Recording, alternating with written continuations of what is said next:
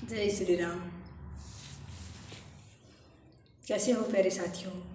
उम्मीद करती हूँ आप सब बहुत अच्छे हैं और खूब मन लगाकर अपनी तैयारी भी कर रहे हैं। आज का हमारा ये वीडियो रहेगा साथियों, सेकंड ग्रेड यानी वरिष्ठ अध्यापक के जो हिंदी का पेपर है वरिष्ठ अध्यापक बनने के लिए, उसके बारे में। इस पर हम एक फर्स्ट ग्रेड पर मैं हिंदी पर भी और जीके के दोनों पर वीडियो बना चुकी हूँ साथियों। मैं एक हिंदी व्याख्याता हूँ, तो व्याख्याता में मैंने कहाँ से क्या जीके के लिए तैयार किया था, क्या मैंने हिंदी में कहाँ से क्या पढ़ा था, वो मैं पूरा डिटेल्स वीडियो बना चुकी हूँ साथियों। सेकंड ग्रेड में भी मैं अंतिम दौर तक पहुँची थी, तो वहाँ भी मैंने साथियों कितने दिन तैयारी की, 1 महीना 20 दिन तैयारी सेकंड ग्रेड की, स्पेशल सेकंड ग्रेड की 1 महीना 20 दिन की थी साथियों। हालांकि जो मैटर सेम होता है दोनों में, वो तो साथियों देखो साथ साथ तैयार था ही। तो उसके लिए मैंने आपको जीके का वीडियो बना दिया है साथियों। और आज मैं बना रही हूँ हिंदी का, यानी सेकंड ग्रेड हिंदी वरिष्ठ अध्यापक। हिंदी से पढ़ने के लिए आप कहाँ से क्या पढ़ सकते हैं और कहाँ से कितने प्रश्न आते हैं। तो साथियों, जैसा कि आपको पता ही है, व्याख्याता का पेपर हो चाहे वरिष्ठ अध्यापक का हो, दोनों में ही 150 प्रश्न आते हैं साथियों हिंदी में। तो और जीके में जैसे फर्स्ट ग्रेड में 75 प्रश्न आते हैं, जबकि सेकंड ग्रेड में 100 प्रश्न आते हैं साथियों। तो सेकंड ग्रेड जो वरिष्ठ अध्यापक है, इसमें साथियों 500 नंबर में से मेरिट बनती है, क्योंकि 300 नंबर तो यहाँ सब्जेक्ट के और जो 200 नंबर हैं साथियों वो हो जाते हैं जीके के, क्योंकि 100 प्रश्न आते हैं, प्रत्येक प्रश्न 2 नंबर का रहता है। तो 500 में से मेरिट बनती है। वहीं व्याख्याता के लिए 450 में से मेरिट बनती है साथियों। तो अब बात करें तो साथियों हिंदी के लिए, जैसे कि हम हिंदी के पाठ्यक्रम को, हिंदी के लिए हमारे पास बीए होना चाहिए, बीए में हमारे पास हिंदी सब्जेक्ट होना चाहिए साथियों। और इसके अलावा एडिशनल जो होती है वो भी मान्य होती है, जो एडिशनल सब्जेक्ट हम कर लेते हैं बीए के बाद। जैसे हमें हिंदी से सेकंड ग्रेड देना है तो हमारे पास बीए में हिंदी ना हो तो हम एडिशनल कर लेते हैं, वो भी मान्य होता है साथियों। लेकिन बीए में हमारे पास हिंदी है और साथ में हमने बीएड कर रखा है, तो हम सेकंड ग्रेड के योग्य हैं साथियों। अब उसमें पेपर देने के लिए साथियों 150 प्रश्न आते हैं, उसमें से साथियों 20 प्रश्न तो आते हैं शिक्षण विधियों के। तो साथियों शिक्षण विधियों के लिए तो सबसे पहले मैं आपको कहाँ से कैसे आते हैं साथ साथ मैं आपको बुक बताते हुए चलूँगी साथियों। मेरी बताऊँ तो मैंने 1 महीना 20 दिन साथियों सिर्फ और सिर्फ व्याकरण पढ़ा था और शिक्षण विधियाँ पढ़ी थी। शिक्षण विधियों के लिए साथियों मेरे पास मिश्रा सर की बुक थी, रीट की लाई हुई, जो रीट के लिए हम लेके आते हैं दोनों भाषाओं के लिए, वो साथियों मेरे पास थी। शिक्षण विधि मैंने उसमें से पढ़ी थी। इसके अलावा साथियों मेरे पास एक पहले से सिखवाल की बुक थी जो सिर्फ शिक्षण विधियों की थी, वो बुक बहुत शानदार थी साथियों, उससे मैंने शिक्षण विधियाँ तैयार की थी। तो 1 महीना 20 दिन में मैंने सिर्फ व्याकरण पढ़ा था और शिक्षण विधियाँ पढ़ी थी। बाकी जो काव्य शास्त्र है वो फर्स्ट ग्रेड वाला ही था। इतिहास जो है, हिंदी साहित्य का जो इतिहास है, उसमें साथियों फर्स्ट ग्रेड से सेकंड ग्रेड में बहुत कम मात्रा में आता है, इसलिए वो वहाँ से तैयार था। इसके अलावा कुछ रचनाएं अलग थी, उनको मैंने पढ़ा था साथियों। अब रचनाओं की बात करूं तो साथियों रचनाएं कुछ साथी तो कह देते हैं जो गद्य की विधाएं हैं ना अलग अलग, जैसे नाटक है, निबंध है, कहानी है, संस्मरण है, रेखाचित्र है, आलोचना है, आत्मकथा है, इन विधाओं को कुछ साथी रचनाएं कह देते हैं। जबकि मैं साथियों रचनाएं कहती हूँ जो हमारे स्नातक स्तर की जो रचनाएं जोड़ रखी है ना, जैसे कबीर जी के पद जोड़ रखे हैं, सूर्यमल मिश्रण का काव्य खंड जोड़ रखा है। इसके अलावा बिहारी जी के दोहे जोड़ रखे हैं, मीरा जी के जोड़ रखे हैं, दिनकर जी का जोड़ रखा है। इनको साथियों मैं रचनाएं कहती हूँ। अब यहाँ हमारे कन्फ्यूज हो जाता है, कुछ साथी पूछते हैं रचनाओं से कितने क्या प्रश्न आते हैं, तो साथियों मैं रचनाएं इनको कहती हूँ जो स्पेशल रचनाएं जोड़ रखी हैं इनको। लेकिन कुछ साथी जो रचनाएं साथियों गद्य की विधाओं को कहते हैं। तो यहाँ आप कन्फ्यूज ना रखें साथियों, मैं रचनाओं की बात कर रही हूँ। तो जैसे कि 150 में से 20% तो बच गए साथियों अपने शिक्षण विधियों। तो शिक्षण विधियों के लिए आप मिश्रा पब्लिकेशंस की बुक पढ़ सकते हैं, या फिर आपने अगर किसी का कोर्स लिया है तो उस कोर्स से आपको जो पढ़ाया जाए उन्हीं को पढ़िए, उन्हीं के आप PDF से शॉर्ट नोट्स बना लीजिए और उन्हीं को बार बार पढ़िए, अलग अलग आपको भटकने की आवश्यकता नहीं है। शिक्षण विधियों के लिए मैंने बता दिया मैंने क्या पढ़ा था, सिखवाल की बुक पढ़ी थी, मिश्रा पब्लिकेशन की बुक पढ़ी थी मैंने। इसके अलावा साथियों व्याकरण के लिए आप नवीन हिंदी व्याकरण एवं रचना जो 9वीं से 12वीं में चलता है, हमारे स्कूलों में लगता है साथियों, वो व्याकरण आप जरूर पढ़ें। उससे काम नहीं चलेगा लेकिन वो ज़रूर पढ़ें साथियों, क्योंकि ज़्यादातर उदाहरण वहीं से उठाए जाते हैं, तो वो पढ़ें। अगर हम बात करें तो साथियों हमारे जो सेकंड ग्रेड का जो सिलेबस है, पाठ्यक्रम है हिंदी का, उसको 3 भागों में मोटे तौर पर विभाजित कर रखा है साथियों। एक तो पहला तो है माध्यमिक और उच्च माध्यमिक स्तर पर, जहाँ से साथियों व्याकरण के प्रश्न आते हैं 50%, इसमें से 45% तो आपको सीधे व्याकरण के मिलेंगे, 5% साथियों अपठित गद्यांश या पद्यांश आता है, उसमें से भी आपको व्याकरण से संबंधित ही प्रश्न पूछे जाते हैं। तो सबसे बड़ा भाग है साथियों 50% व्याकरण की। तो व्याकरण को आपको बहुत अच्छे से तैयार करना है। मेरे पास हिंदी व्याकरण माला के नाम से KR मैया सर की बुक आती है मोटी सी, वो थी, मैंने वहाँ से व्याकरण तैयार किया था साथियों। इसके अलावा उनकी ऑब्जेक्टिव टाइप बुक भी आती है, आप अभ्यास के लिए लाना चाहें तो कुछ साथी सिर्फ ऑब्जेक्टिव टाइप बुक ही लाते हैं, तो आपकी जो मर्जी आप लाएं, लेकिन आप व्याकरण आप बहुत अच्छे से तैयार करें क्योंकि 50 क्वेश्चन बहुत अधिक मायने रखते हैं साथियों। इसके बाद दूसरा भाग जो है वो हमारे जो पेपर का है साथियों, जैसे पहले भाग में ही ब भाग की बात करें हम तो साथियों हिंदी साहित्य का इतिहास आता है। यहाँ से साथियों 30 प्रश्न आते हैं हिंदी साहित्य इतिहास में। जहाँ फर्स्ट ग्रेड में 50 प्रश्न आते हैं, वहीं साथियों इसमें 30 ही प्रश्न आते हैं। तो इसमें जैसे आदिकाल से आ गए 5 से 6 प्रश्न, रीतिकाल से आ गए 6, भक्तिकाल से आ गए 6 7, आधुनिक काल से आ गए साथियों 5 या 6, इस प्रकार से करके और लगभग 30 प्रश्न आते हैं साथियों। 4-5 प्रश्न जो विधाएं जोड़ रखी हैं, अलग अलग 4-5 विधाएं जोड़ रखी हैं, नाटक है, उपन्यास है, कहानियां हैं, ये जो 4-5 विधाएं जोड़ रखी हैं, 5 क्वेश्चन साथियों इनमें से आ जाते हैं। ऐसे करके कुल हिंदी साहित्य इतिहास में से 30 प्रश्न आते हैं साथियों। 6 अगर हम चारों कालों की बात करें तो 6 वहाँ से जोड़े हैं तो 5 प्रश्न साथियों फिर विधाओं से आ जाते हैं।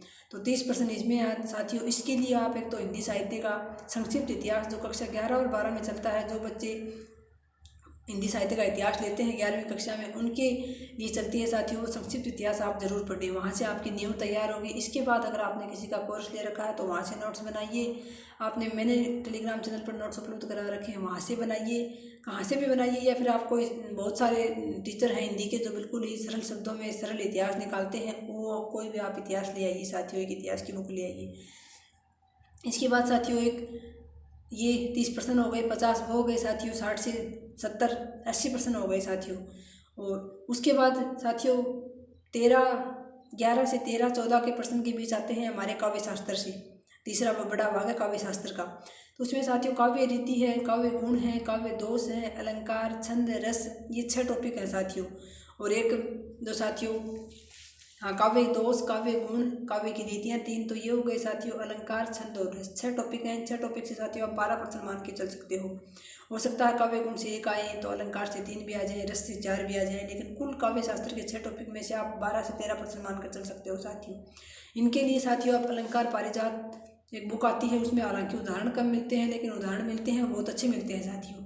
तो आप वहाँ से नरोत्तम स्वामी जी की आती है अलंकार पारिजात, या फिर विवेक शंकर सर हैं उनकी बुक आती है साथियों भारतीय काव्य शास्त्र और पाश्चात्य काव्य शास्त्र दोनों की, तो आप वो बुक ला सकते हैं। मेरे पास तो साथियों अलंकार पारिजात वाली बुक थी नरोत्तम स्वामी की। इसके अलावा मैंने जैसे कोर्स ले रखा था KR मैया सर का, तो मैंने वहाँ से तैयार किया था साथियों। उनकी जो मैंने काव्य शास्त्र की सारी क्लासें देखी थी, नोट्स मैंने आपको बता ही रखे हैं बार बार कहाँ से बनाए थे, और मैंने आपको सारे नोट्स अपने उपलब्ध भी करवा रखे हैं साथियों।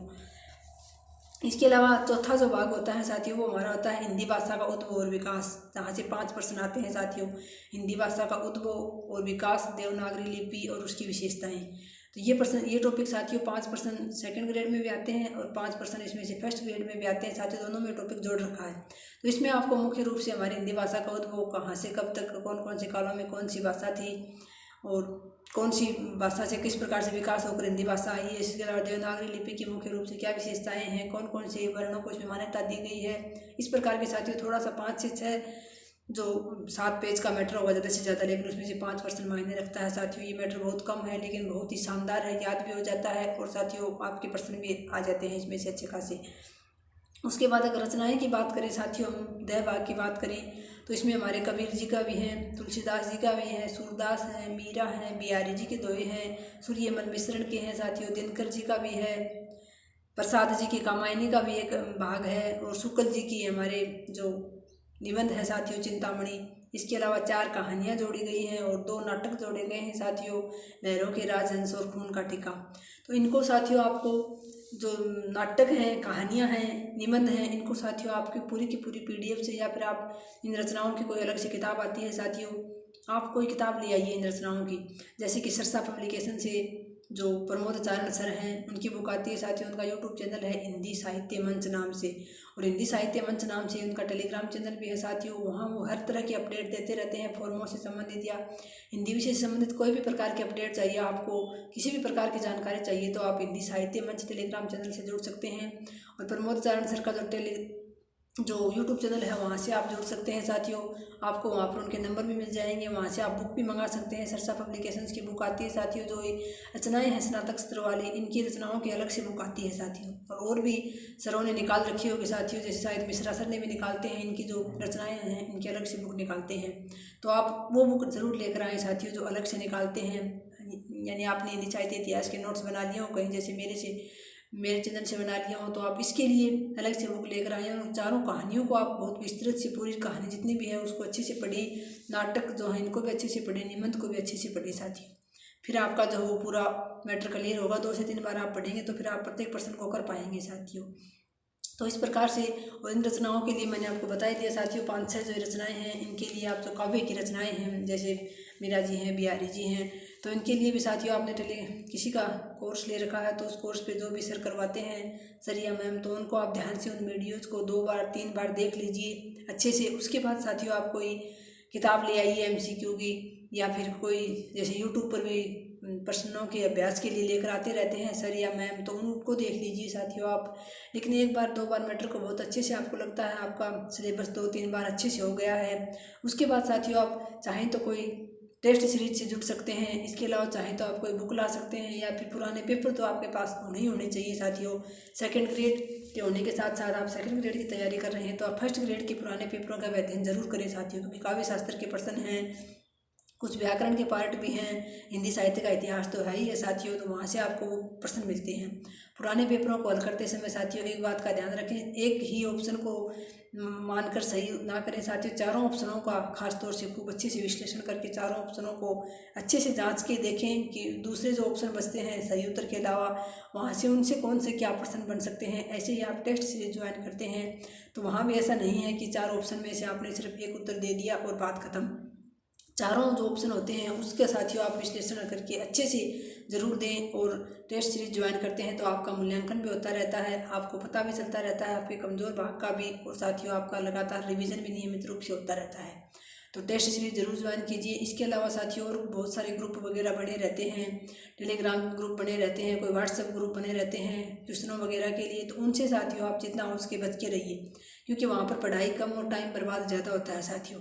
क्योंकि वहाँ पर जो बच्चे हैं वो कोई ना कोई ऐसा प्रश्न उठा के लाते हैं जो प्रश्न आधे विद्यार्थियों को भी नहीं आ पाता है, और ना ही साथियों उस प्रश्न का कोई औचित्य होता है, लेकिन फिर भी आपका समय बर्बाद करने के लिए वो प्रश्न काफ़ी होता है, क्योंकि आप सोचते रह जाते हो कि ये प्रश्न कहाँ से आ गया, मुझे तो ये आ ही नहीं रहा। फिर जो साथियों आप डिमोटिवेट हो जाते हो और फिर आपका बहुत अधिक नुकसान होता है। इसलिए मैं हमेशा सलाह देती हूँ आप किसी भी टेलीग्राम ग्रुप से या फिर व्हाट्सएप ग्रुप से, हो सकता है आपका 2-4 बच्चे आप अच्छी तैयारी करने वाले हों तो आप ज़रूर बना सकते हैं साथियों, लेकिन उस पर टाइम बर्बाद नहीं होना चाहिए, सिर्फ और सिर्फ आपकी पढ़ाई की ही बातें होनी चाहिए। और साथियों टाइम जितना भी मिले उसको आप सदुपयोग कीजिए, ज़रूरी नहीं 10, 12, 15 घंटे पढ़ने वाले विद्यार्थी ही सफल होते हैं। सफल तो साथियों वही होता है जिसके अंदर जुनून होता है और जो ईमानदारी से मेहनत करता है, अपना 100% देता है, और उसमें से साथियों फिर वही निकल कर आगे जाता है जो हीरा होता है उन सब में साथियों, बाकी तो पीछे रह जाते हैं। तो सफलता के लिए ऐसी कोई शर्त नहीं होती कि 15 घंटे पढ़ने वाला या फिर फलां सर की किताब पढ़ने वाला या फलां सर का यूट्यूब चैनल का कोर्स लेने वाला ही सफल होगा साथियों। सफलता के लिए ज़रूरी होता है समर्पण, आपका अपना ईमानदारी से मेहनत करना और समय का सदुपयोग करना साथियों।